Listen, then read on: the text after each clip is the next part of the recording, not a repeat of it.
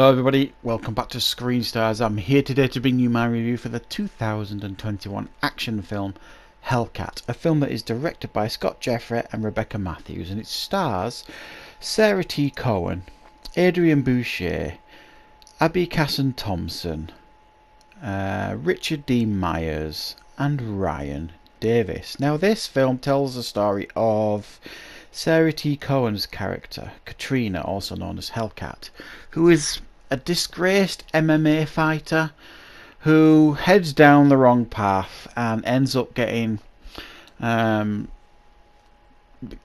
of pulled into participating in an underground fighting tournament in order to save her soul, and it is against all sorts of demons and beasties, and it is up to her to fight for survival, to be able to get out in one piece and save what is left of her soul, as she has a bit of a tortured past. Right, so what are my thoughts on HellKat? Well, this is one of those films that kind of gives you exactly what it says on the tin. Thankfully, there's an awful lot of low budget films that I watch, and this is low budget, that try to be more than they are and overcomplicate matters, and you end up just kind of getting really frustrated with them. This film is self-aware in a sense of it knows what it is. It knows it's a low budget fighting film with this like underground twist where they are fighting demons and things like that. Now it's got a fairly small budget, so there are some issues with the effects here and there, some green screen effects and gunshots with blood effects. They look pretty poor, and some of the prosthetics and makeup effects on these demons that they're fighting underground aren't the best. It just basically looks like martial artists or MMA fighters who've had like a mask stuck to the face sort of thing, quite a lot. Some of them are better than others, and to be fair, I've seen worse.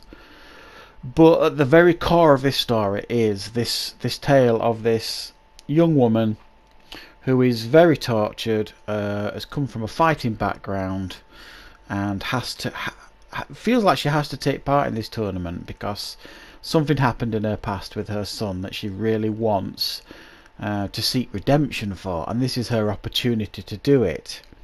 There are other human fighters in this underground fighting thing, and they all kind of have to go up against like I say, these creatures, a whole array of different creatures.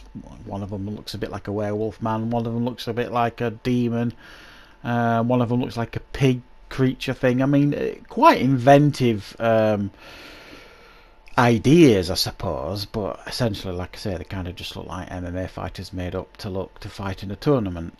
I think what makes this watchable and charming to some degree is, like, there's the ringleader of this fighting ring, played by Ryan Davis, who you know, is a bit like the announcer in The Running Man or something like that. He's really over the top, completely hams it up every scene he's in.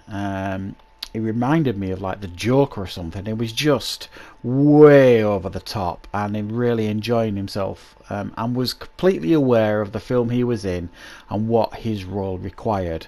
A completely over the top character, because while the other characters, the human characters, Sarah T. Cohen, and some of the others that are fighting in this tournament, they can't afford to have a sense of humour, if you like. They're fighting for their life, so they're quite serious in their approach to their performance, which is fine.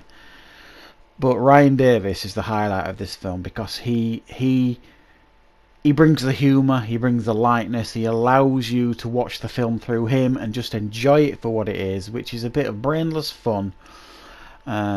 We've seen these type of films before, these tournament martial art type films. There are absolutely countless versions of films like this. You know, your Kickboxer, your Bloodsport, Enter the Dragon.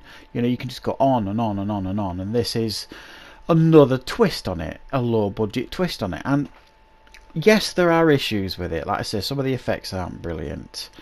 There's a couple of plot holes here and there. Like at the beginning of the film, she doesn't seem shocked or upset at all by meeting demons.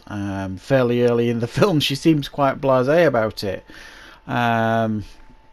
if that was me in that situation, I don't care how good I was at fighting, you know what I mean, I'd run a bloody mile.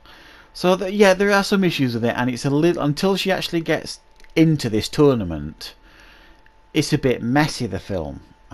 It kind of drags its heels a little bit. But once you actually get down into the part where you get into the tournament, the film, for me, came alive far more than it did previously.